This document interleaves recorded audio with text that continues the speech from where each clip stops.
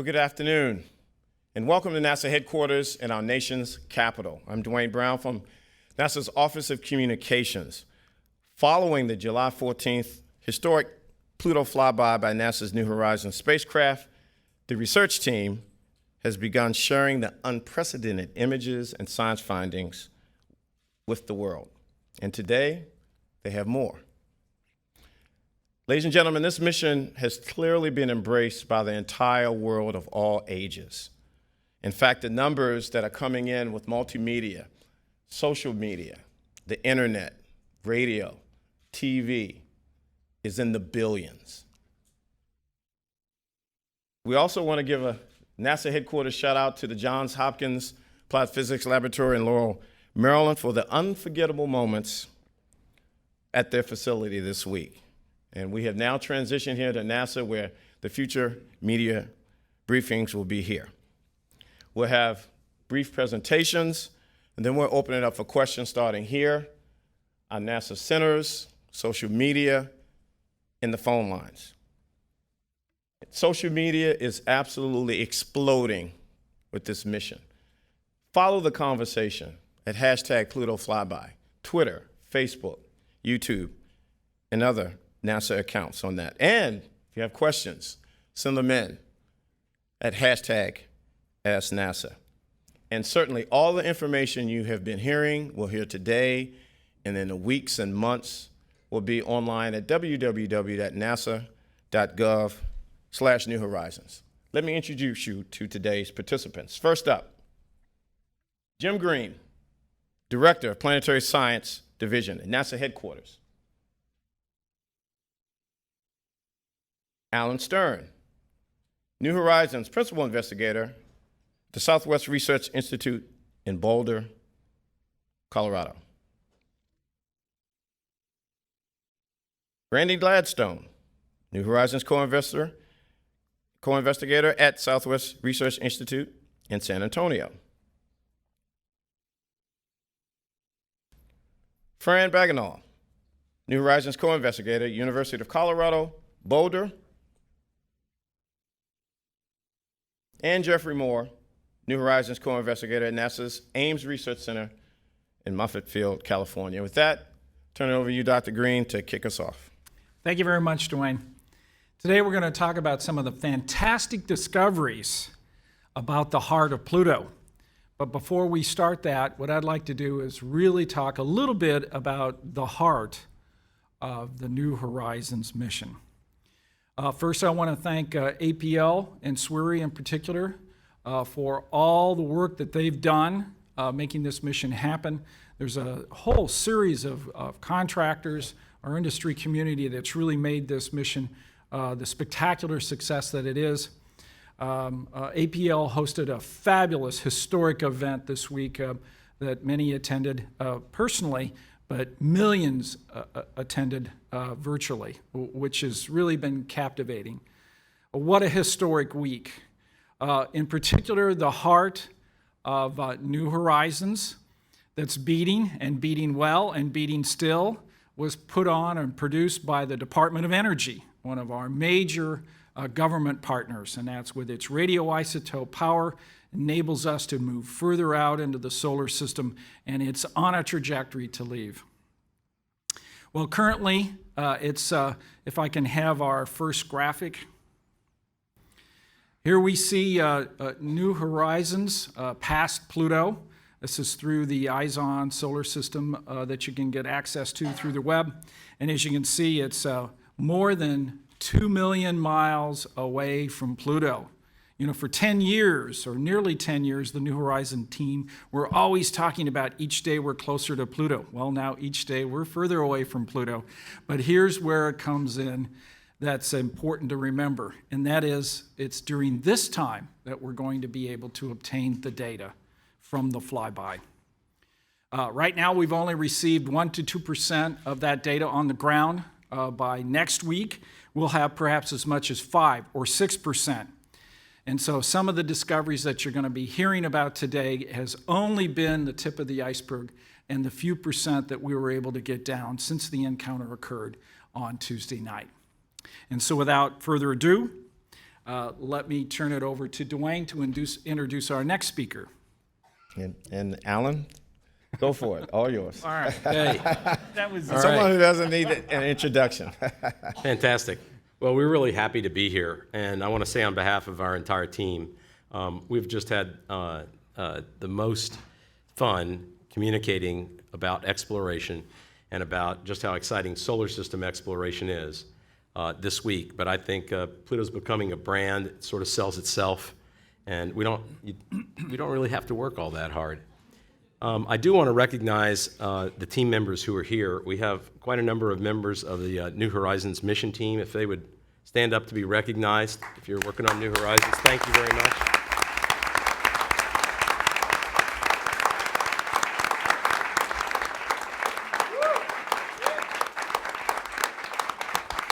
We also have, and I'd like you to recognize some New Horizons mission educators who are in the audience. If you'd stand up to be recognized.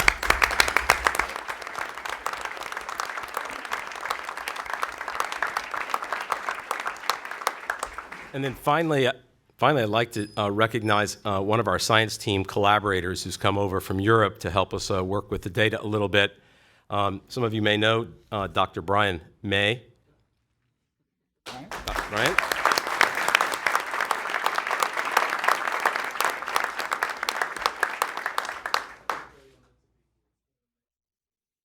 Hear me? Probably not. I'm one of those people in Europe who's been following your every moves on our laptops and TVs in our offices and in our bedrooms. It's a thrill to be here with you, and what an amazing achievement. You have inspired the world. Thank you. Thank you.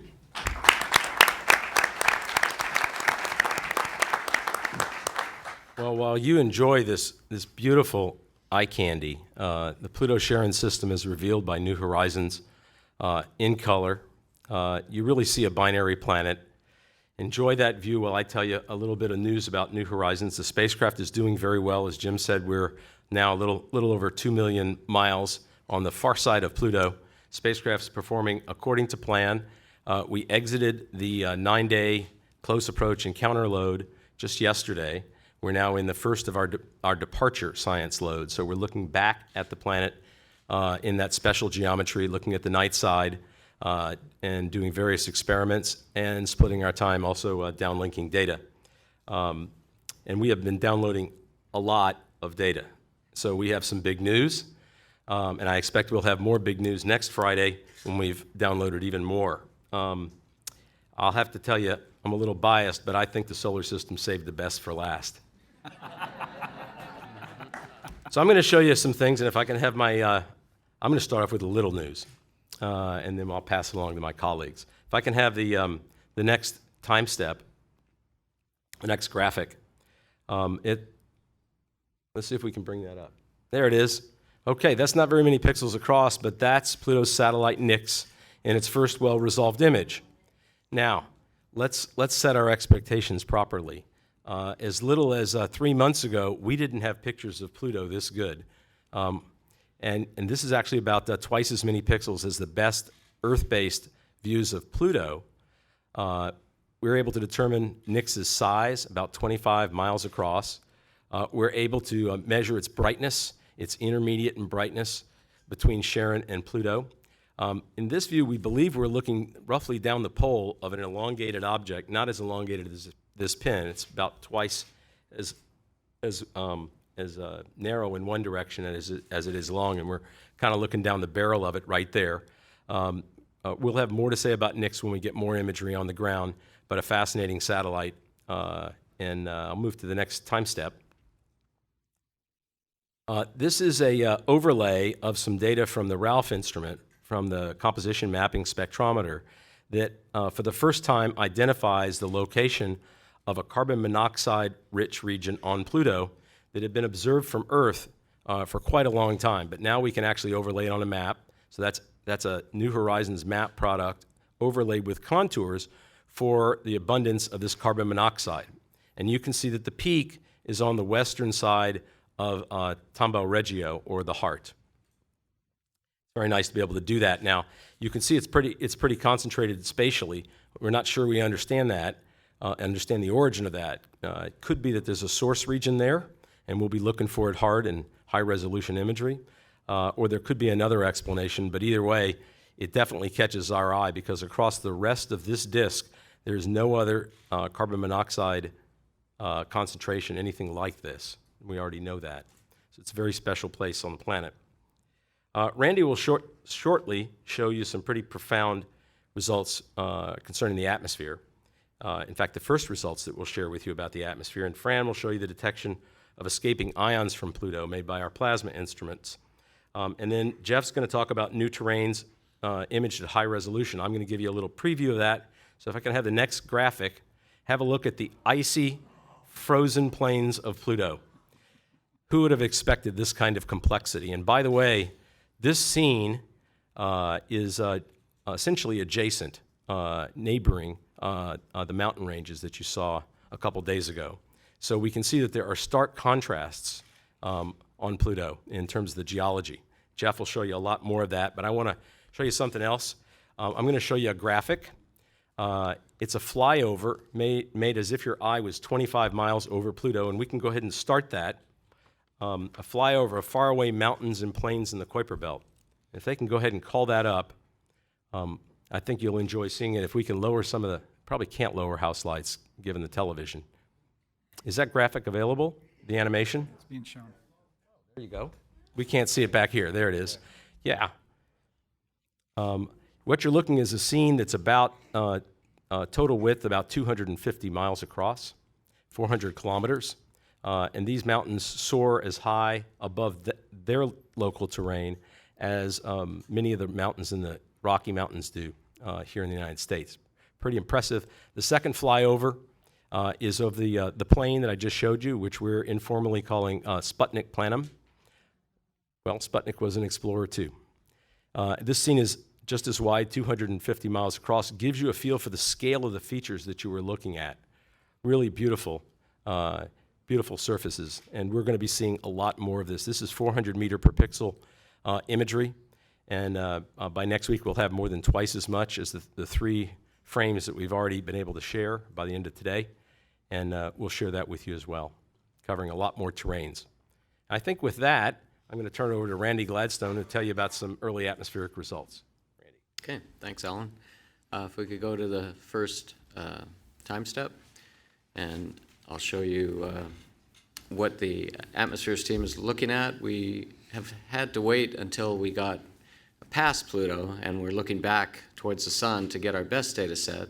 This shows you on the left an animation of what it's like when the Pluto goes in front of the sun as seen from the spacecraft.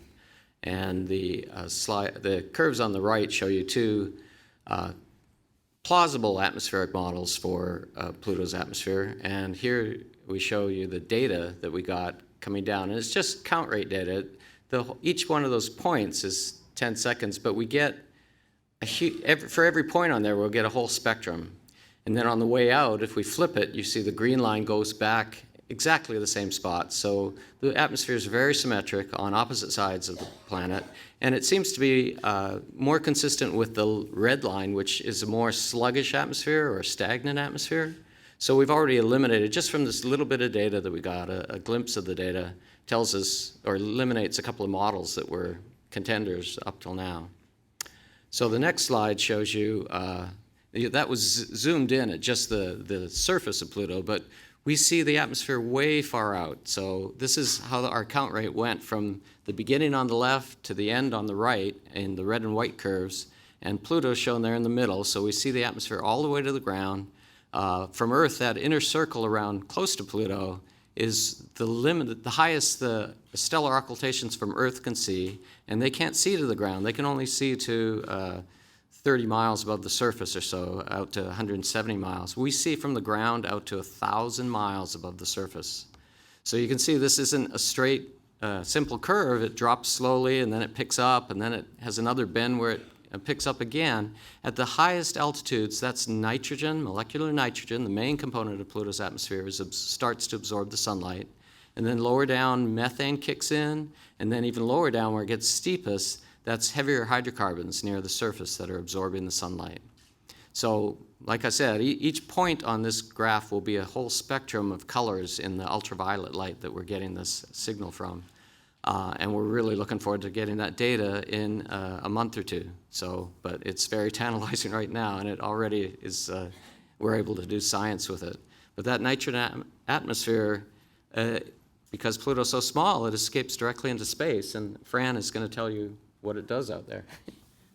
So we've had 9.5 years of this flight out to Pluto to think about what are we going to see with the plasma instruments. And we are seeing all sorts of things. We haven't got all the data down yet, of course, like all the other instruments, and we're really looking forward to getting it down. But in the meantime, let me tell you a little bit about what we think is happening.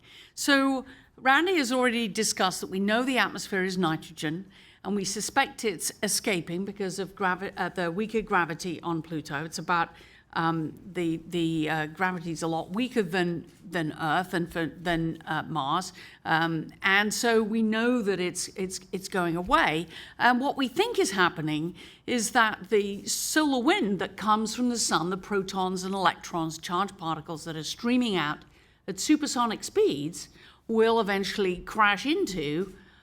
They'll interact with this escaping atmosphere, and that this will then produce, we suspect, a shock upstream.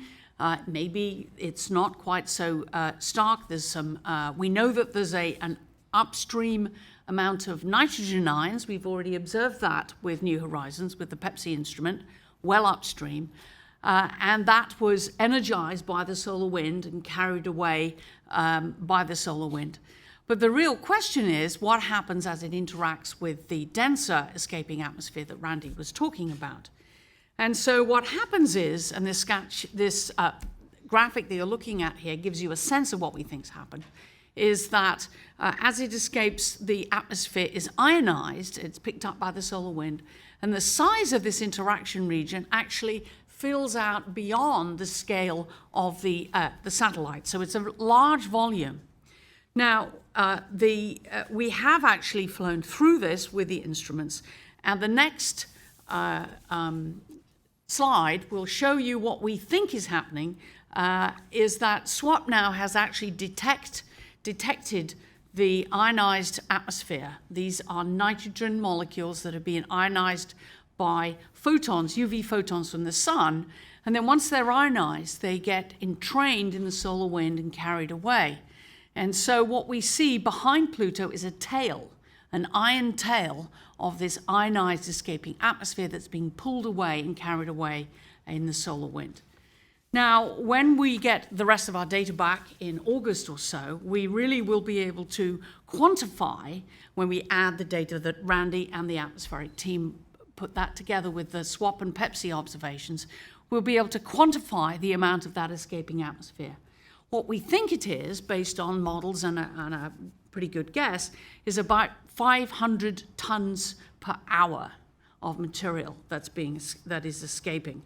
And this is, for comparison, we know that the escaping atmosphere for Mars, which is being studied by NASA's MAVEN mission, is about 1 ton per hour. So this is substantially more because of the weaker gravity on Pluto. Now, what is the consequence of that? Well, if you add that up roughly over the age of the solar system or the age of Pluto, this is going to be equivalent to something on the order of 1 to 9,000 feet. So that's a substantial mountain of ice, nitrogen ice, that's been removed through this evaporation and then escape into the atmosphere. And Alan Stern has worked with Simon Porter and Amanda Zangarian predicting what this will do to the geology. And they have a prediction paper. But Jeff and the geologists are going to look at the geology and tell us what actually happens. Indeed we will. Well, I'm still having to remind myself to take deep breaths. I mean, the landscape is just astoundingly amazing. In fact, let's go back to this picture that we talked about a few days ago when it was still a global view, and remind ourselves that the global view shows some surfaces on Pluto are peppered with impact craters and are therefore relatively ancient, perhaps several billion years old. Whereas other regions, such as the interior of the heart, which we've now named Tomball Regio, show no craters at all, are thus, obviously younger, and indicate that Pluto's experienced a long and thus all of this suggests that Pluto's experienced a long and complex geological history. And so this means that there are active landform creating processes operating into the geological current times. Now, some of the craters appear partially destroyed, perhaps by erosion. And there are also hints of parts of Pluto's crust that have been fractured, and thus that indicates there's probably been some forms of tectonics. Now that we've seen mountains, I think there's pretty obviously mountain-building forces operating on Pluto. And also, some of the higher resolution images, show that there are craters which may have been partially eroded away. So erosion processes also seem to be operating on the surface of Pluto. And then, may I have the next time step, please? Next slide, please. So let's zoom into our 3-image mosaic of the 400 meter per pixel imaging that we've taken. And here you can see there's the provinces of the 2-mile-high mountains, which we're now calling Norgay Montes, which are located in the lower left. There is extensive large-scale pitting, you can see in the lower right. And then there is this extremely young plains, which makes up the northern half of the, or upper half of the image. And by the way, this image is oriented so north is up. Being a geologist, I kind of like that. Makes life easy. And this is just a taste of what I'm sure is in the unsent data. So may I have the next slide, please?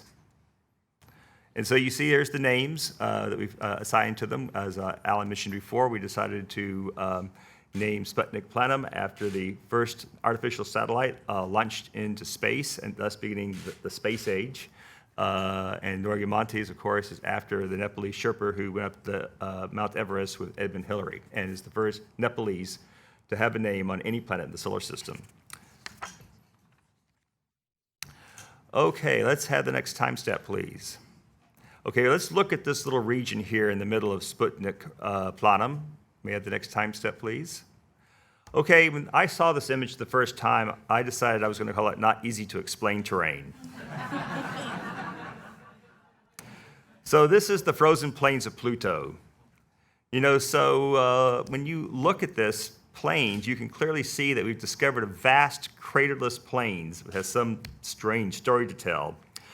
For convenience, as I said, we've tried to think about in various types of geological metaphors, which I'll get to in a moment.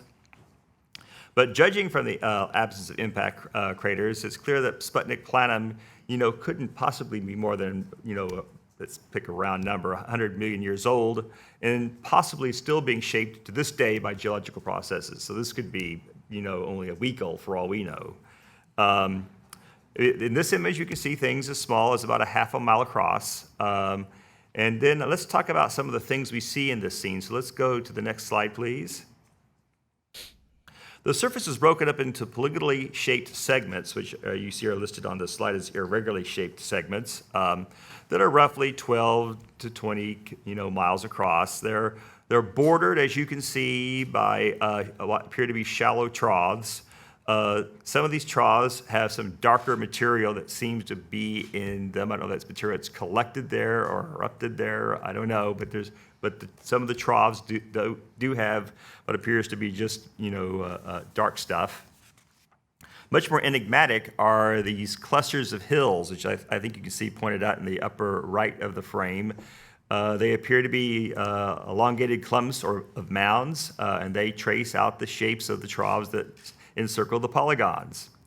About the only thing we can say about the hills, except for their smoothness, their mound-likeness, is that the hills are higher than the surrounding terrain. We don't have a value for that yet, but this is part of a bigger stereo mosaic sequence we took.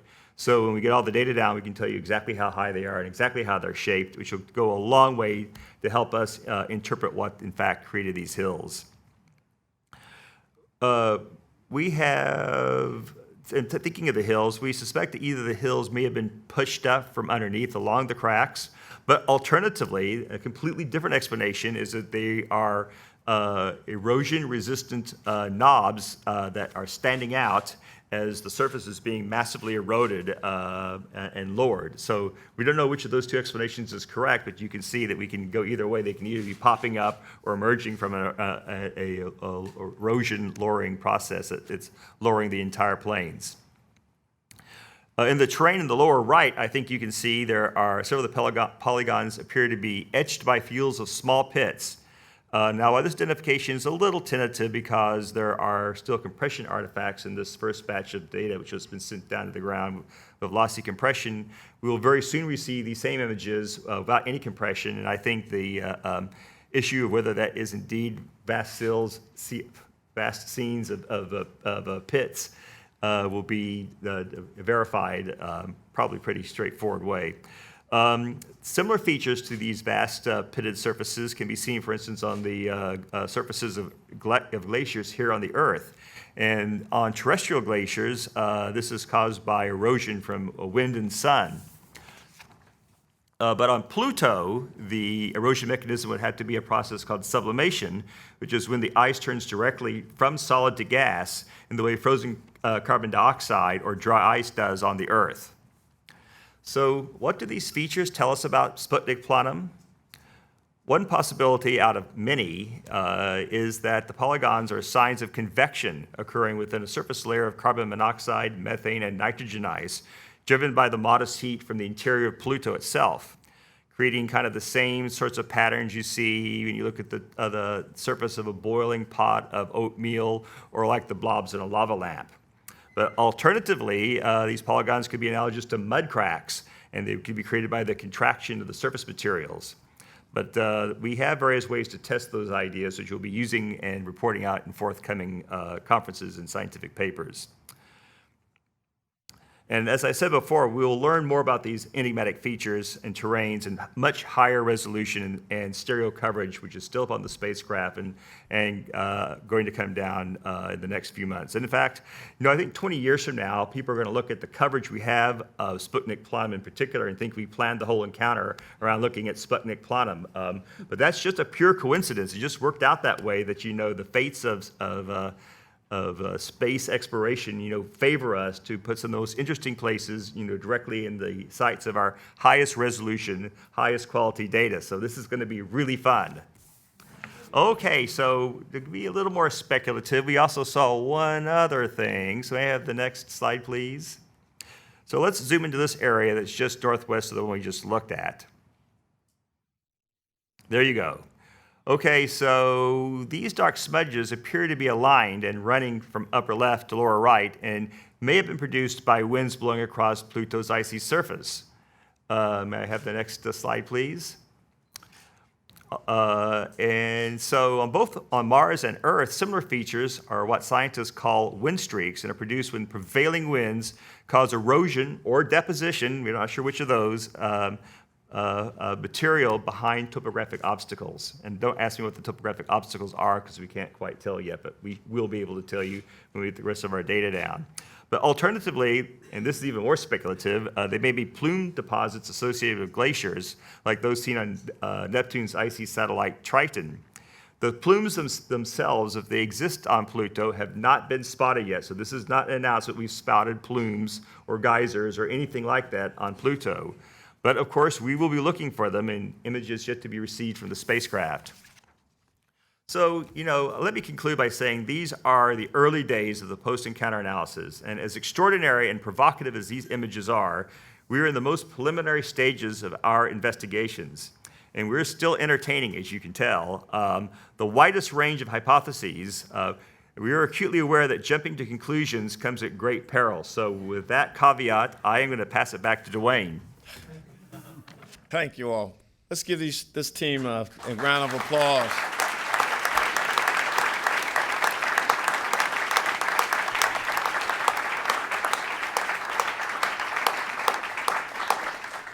Much, much more to come. Okay, now we transition into the Q&A. We're going to start here at NASA headquarters with the media and the audience, then we're going to see if we have any questions from our NASA senators, phone bridge, and of course, social media. So if you can wait for the mic, raise your hand. Do we have any? If we have, and give your name and affiliation, please. Stephen Young with Astronomy Now magazine. For Alan, we heard about how this is just the tip of the iceberg, and also in these images you can see they're compressed. Can you quantify how much data you've got on the ground right now versus how much is on the spacecraft waiting to come down? And what's the difference going to be in those images when we see the uncompressed versions? Yeah, I'll be happy to. So we have about, in very round numbers, about 50 gigabits of data that was made beginning about 10 days before closest approach. And by the way, that 50 gigabits is the full amount that we will store through the end of this month as we look back on the system. So that includes data we haven't quite yet taken. All that will ultimately come to the ground with lossless compression, about 2-to-1 compression that doesn't introduce any source of noise. But our lossy compression can accelerate our ability to get data to the ground with the expense of some noise. Some scenes will compress 10-to-1 or even better. So it's a very efficient process at the beginning of the downlink to send home what we call the browse data set. The concerted effort to get everything to the ground that can be compressed will begin in September. And that will take about 10 weeks, maybe 12 weeks, depending upon DSN schedules and other factors. We currently have on the ground less than one of those 50 gigabits, probably around 1 gigabit. I didn't check this morning. We can get you a more accurate number if it's helpful. Eric. Hi, yeah, Eric Hand with Science Magazine. My question's for Randy. You mentioned that you think you've ruled out this turbulent model for the atmosphere and that you think it's maybe more sluggish or stagnant. What are the implications of that for transport of materials around the planet via frost? And does it have any effects on maybe what you're starting to see on the surface with these wind streaks? Is this an atmosphere that blows around all the time or maybe not so much? Yeah, good question.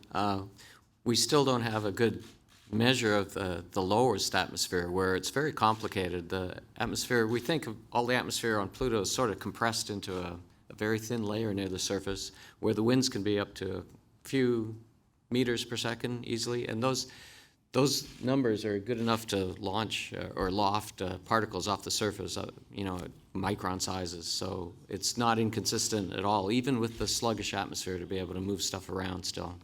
So we think it's fine, or consistent so far. Frank? Frank Mooring with Aviation Week. At this point, have you learned anything that will help you understand what happens to the surface of Pluto as it goes through its long orbit? Good point. Anybody else can chip in. So we've understood the physics of volatile transport coupled with atmospheric escape very well for a long time, but we haven't had the boundary conditions to be able to really run those models in a way that we'd like to, because we don't know, for example, we haven't known until now the details of where the bright areas are, where the darker ones are, and that can relate to the way that areas heat up, particularly those places that might be devoid of volatiles and would have higher swings. So in the coming months, we're going to see composition maps, albedo maps, topography maps, and some thermal maps come to the ground, all of which will make tremendous input to be able to inform us how to run those models for the real Pluto. And we're really going to be living in a very data-rich environment, because New Horizons payload was selected to be able to make comprehensive answers about those kind of first-order questions. Because Pluto's orbit is elliptical and the planet's pole vector is tilted over, its obliquity is very high, even higher than Uranus's. It's a pretty complex situation.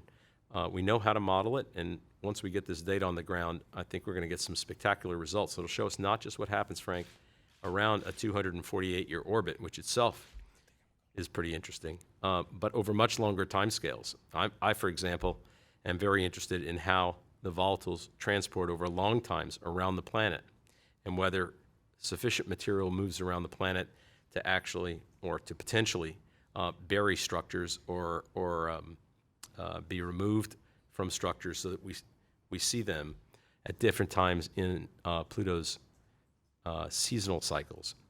The climate cycles have very long periods in some cases. Everybody's aware of the 248-year orbital cycle, but the pole vector actually circulates over a 4 million year cycle, which averages over many, many orbits. So running these models is going to be fascinating, and we're going to have the data on the ground to do it. I think we'll really hammer the nail on the head.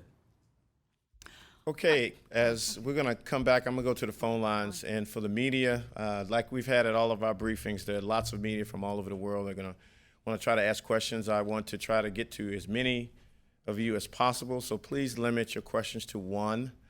So we're going to go to phone lines, we're going to go to social media, and then we'll come back here. So on the phone line, up first from NBC News, Alan Boyle. Oh, thank you. This might be for Jeff or for Alan. Just looking at that hillocky terrain and the potential for plumes, can you say anything further about whether this is Triton-like terrain? What sorts of similarities do you see to what folks have seen on Triton, and how do you hope to resolve the issue about those plumes or wind streaks? Well, first of all, as I said before, we are not making an announcement that we've seen plumes in any way. As far as trying to compare it with Triton, well, the sad story for Triton is it didn't have a New Horizons encounter. The data set we have for Triton is about twice as, well, let me put it this way. The very best images we ever took of Triton under the best of circumstances are only just as good as the pictures we've shown you so far. And almost all of Triton was imaged at much worse resolution than the images that we've shown you. And our images, in contrast, these are just kind of the middle resolution pictures for us compared to the really good stuff we haven't even seen yet. So part of the problem, it's hard to compare Pluto with Triton in some sense because we need to see Triton better. Having said all that, not only did people see active plumes, did the scientists in 1989 see active plumes on Triton. Triton appeared to be covered with a number of just what looked dark aligned markings, which were interpreted as wind streaks. And so to the extent that we can compare our good data with Triton data, and the best Triton data was not actually over their wind streak terrain, we think they are comparable. I'm sorry that was a long explanation, but that's kind of where we are. Jeff, it's probably worthwhile for you to speak to the comparative differences to do with our detection of mountain ranges right off the bat and the polygonal terrains.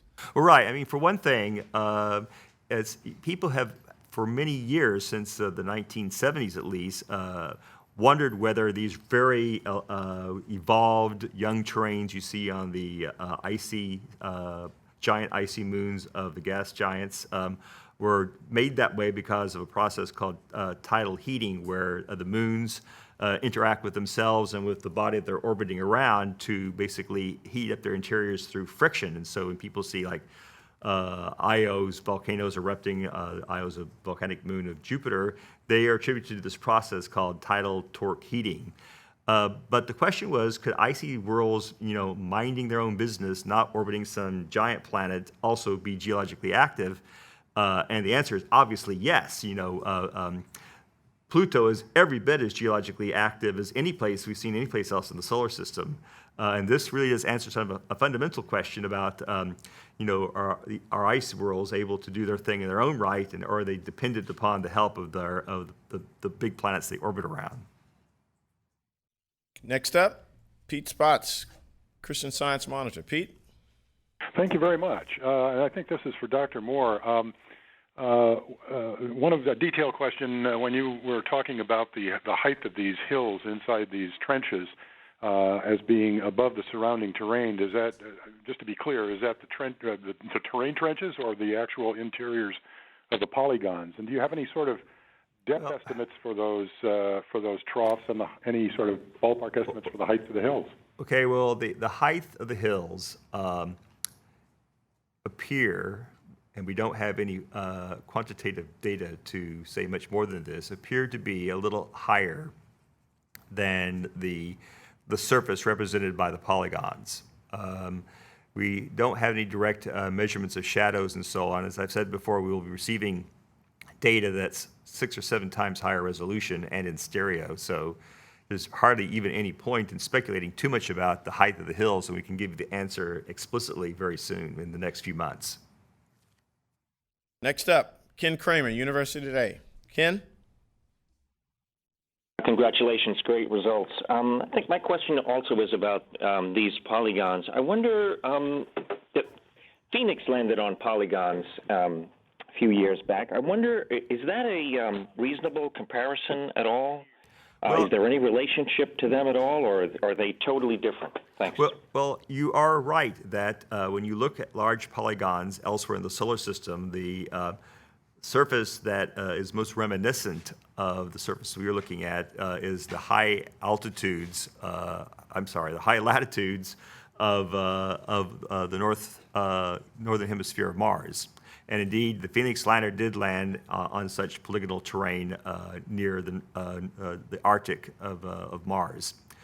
Having said that, as I said earlier, that we were really entertaining two alternate explanations, and I think right this second we may weakly favor the science team, the geology team may weakly favor the idea that some form of internal convection may be responsible. But as I said, we're still very, very open to the idea that these could be due to contraction, and it's contraction, thermal contraction, that forms the polygons, is essentially responsible for the polygons on Mars, that in combination with sublimation. So they could be more, the process could be more analogous to the processes operating on Mars. It's just really too early to say. 1 second. We're still on the phone line. We're going to do 3 more calls from the phone. We're going to go to social media, and then we're going to come back here for the media and the audience. So next up, Dave Mosier. Hope I got the last name right, from Business Insider. Dave? Yeah, thank you. Congratulations on the mission. This is for Jim, maybe for Alan. You mentioned the beating heart of New Horizons. There's only so much of that key material left, plutonium-238. I'm curious, what is the status of efforts to make plutonium-238, and how is the current supply crunch limiting future missions NASA is dreaming of? So currently we have our plutonium is being, of course, managed by the Department of Energy. We do have a fair amount of it. It's approximately 17 or so kilograms of plutonium that is available to us that could be used right away. We have additional plutonium. Doesn't have quite the energy density we need to actually use in these missions, but we've also been given the approval by Congress and support by the administration to be able to start generating plutonium-238, and that's really good news. The Department of Energy has created a process that has, and they've verified it, to take neptunium, irradiate it with neutrons in some of their reactors, and the reaction ends up providing one of the byproducts, plutonium-238, and then that's can be extracted and then stored. So right now, we feel really good that we're in the position to be good stewards of the planetary program for many decades to come. We have adequate reserves of plutonium on the ground, and indeed we'll be making it starting late this decade, early next, on a regular basis. Kelly Beatty, Sky and Telescope. Thanks very much, Dwayne. I'm afraid I'm going to jump ahead a little bit in the playbook. For either Alan or Randy, do you see anything in the ALICE or REX data, occultation data sets to suggest that Charon has an atmosphere? Well, I'll speak to that. We don't have those data on the ground yet. They'll be coming down, I believe. Is that right, Randy, in the next 3 to 5 days? Yeah, Sunday. So we'll get back to you on that. Soon. Okay, last question before we go to social media from Mike Wall, space.com. Thanks, guys. Yeah, this is just a quick one about how, like sort of old all these terrains are. Do we know enough about like impact rates, cratering rates out there in the Kuiper Belt to kind of make some guesses, even on the terrain where there are craters, or are cratering rates out there lower than they are in sort of like closer to the sun, and like is it a totally different ballgame out there? Well, the way we estimate that is several ways. First of all, we have seen cratered surfaces on the moons of Uranus and Neptune. We can obviously study the larger components of the Kuiper Belt down to a few tens of kilometers across with Hubble and other telescopes. And so by looking at the cratering records on the moons of Uranus, Neptune, and even Saturn, and looking at the numbers and objects and distribution of objects in the Kuiper Belt, there have been several studies which have derived an approximation of what the crater flux rate is. So it's far from a precise number, and we can often tell you if a surface is extremely old or extremely young. It's actually harder to tell you if it's an intermediately aged surface. Then you typically have factor of 4 uncertainties in those. But we think we understand the cratering rates well enough to say that if you see a surface which has no craters, it's difficult to understand how it could be much older than around 100 million years. Okay, as I said earlier, the world has embraced this mission with billions, and social media is certainly a big part of that, and NASA is always looking to reach out to new audiences. So we're going to see what the world is talking about on social media with Jason Townsend. What's out there in the world? Sure. Our first question here comes from Twitter user Brianna, who asks, how do we know Pluto's atmosphere is escaping? How is that measurement made? We have not yet actually measured the escape. Okay, we hope to. Currently, it's based on expectations, understanding the gravity of Pluto, that it's relatively weak, and that we expect it to be escaping. Furthermore, we know that there's a little bit of methane, and maybe Randy can tell you a bit more about that, but we know there's methane in the atmosphere, and we all know from Earth that methane is a greenhouse gas that absorbs sunlight. And so that heats the atmosphere, and it's the energy deposition of sunlight into the atmosphere that gives it that energy to escape the gravity. So we're pretty sure that that's happening. We haven't got a direct measurement, but we will, by August, have measurements from both SWAP and Pepsi that will tell us, quantify the amount of escaping atmosphere, which will compare with the atmospheric observations coming from the ALICE and REX teams. Next question comes from Twitter user Jason, who asks, what sort of material could be responsible for Pluto's dark stains? Organics? Jeff, do you want to speculate? Sure. Why not? I don't. The least crazy idea, which I think we're still working on, I know that this will hopefully be determined with the spectrometer, with the LISA instrument, is that those dark stains, well, the composition of the dark stains are probably just higher hydrocarbons made by the irradiation of methane. The methane basically can be either irradiated on a surface ice, or it can be irradiated more likely and more commonly as particles high up in the atmosphere, and they simply very slowly rain down to the surface. And for instance, the streaks that they in fact turn out to be wind streaks are probably just these very fine particles that sort of slowly fall out of the atmosphere and collect on the ground, and the wind sweeps them along, and they get caught behind wind traps, behind obstacles, and they're downwind of the prevailing winds. Let's take one more, and then we'll come back here, Jason. All right, lots of questions about elevation here. This one comes from George, who says, will the data collected from New Horizons be sufficient to create Pluto and Charon elevation maps? Absolutely. Absolutely so, for both encounter hemispheres. So for the surface you can see pretty much in the picture on the screen, it's still up on the screen now, we will have, although they will always be at the same resolution, topographic maps for the near encounter hemispheres of both worlds. Okay, and I want to thank our social media audience, and we're going to answer those questions, get them in at #AskNASA. We have scientists, and we'll get to those answers as quickly as possible, but you can follow the conversation, and those answers will probably be on that conversation. There's a lot of conversation at #PlutoFlyby. So let's come back here. Let me see your hands high here. Let's go here, and then we'll work our way this way. Name and affiliation, sir. Thanks. Stephen Clark with Spaceflight Now. I know you're not prepared to make an announcement about geysers or plumes. Do you need a direct detection of that, or is there some indirect way you can find some evidence on the surface or in your thermal maps to say you found them? There might be some indirect means, but I'm an old-fashioned geologist. I wasn't quite born in Missouri. I was born in a state near it. I want to see, unambiguous evidence that something's, erupting up into the atmosphere, and we see it. Don't worry, we'll come and tell you about it. Emily Lochtawala with the Planetary Society. Alan, for a long time, you've been a proponent of and been supported by the amateur image processing community, and you started releasing the raw images. The raw image release was halted this morning. I'm wondering if that is a plan to continue, or if you are going to keep the data in order for the scientists to interpret it before you show it to the public. Yeah, we intend to continue to release all the LORI images. However, as we're winding down from the peak of activity after the intensive flyby activities, we're going to move to weekly releases all in one set. That's a manpower thing, and it's also helping us vet the images when we don't have the entire science team assembled.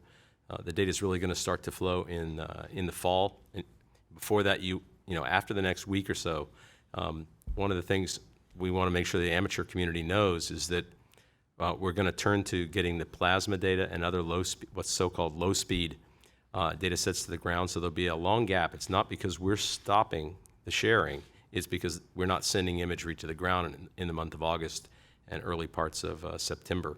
Then we'll start again, and as I said, we'll be on a weekly basis, and you'll be able to count on it like a clock. So we're going to take a few more questions, then we're going to close out. Leo? Thanks, Dwayne. Leo Enright with Irish Television. We journalists absolutely love flybys, mainly because it's science at the speed of journalism. And who could possibly not like that? But if you'll forgive me, I didn't want this week to fly by without remarking that this is the first planetary flyby in American history where the imaging specialist Yuri van der Woody has not been intimately involved in distributing the imagery. Yuri was the sixth person at the front table at every flyby. We completely relied upon him to provide us with imagery during those days. Yuri, I don't know if it was something about us journalists, but NASA chose an Air Force pilot, fighter pilot from the Dutch Air Force to deal with us. But he was our link with the imaging teams for my entire professional career. And I didn't want this week to pass without mentioning Yuri. He was a great public servant. He was a terrific guy. And I suppose, as we in Ireland might say, he was a mensch. Well, he was a really great guy. Even when I was a young student, you could call him, he'd pick up the phone, you could say, "Hi, I'm so-and-so from Pauls Valley, Oklahoma," and he would mail you pictures of the latest encounter. It was fantastic. Yeah, and for our television audience, Yuri, I knew him, but we also had some unfortunate folks that passed during this time. That the NASA family, ladies and gentlemen, we work very hard, but we care for each other very hard. And we've lost some people, Yuri and others at the Jet Propulsion Lab. So our thoughts and prayers go out. But the NASA family cares very hard when we lose folks. Okay, Eric, and then we'll take one more, and then we'll close out. Eric Ham with Science again. Maybe we can bring up that image of the carbon monoxide-rich terrain in the middle of the heart. I'm wondering if you can tell us how thick it is. Is this more than just the veneer that you suspect everywhere else? Is it pure? Are there other ices mixed in? And then how did it get there? Is this something that was deposited from above, or could this be something welling up from within?